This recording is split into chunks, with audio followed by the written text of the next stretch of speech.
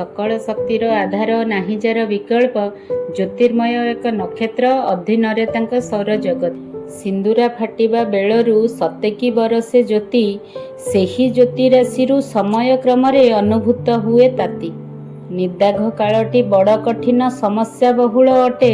सूरज देवंक उत्तप्त किरणे हंतसंत मध्य जीवन बीते।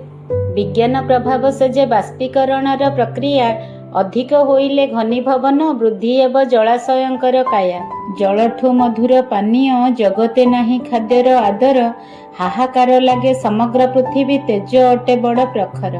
कोकिलर स्वन आंब बौलर बास्ना मल्ली फुलर सुगंध प्रभाकरंकर ताप विस्मरण हुए मरीचिका भ्रमे मिले आनंद। नियम मानि चलिले हेब नाही अंशुघात प्रचुर जल हस्तरे छता खाद्य दही पखालर महत्व।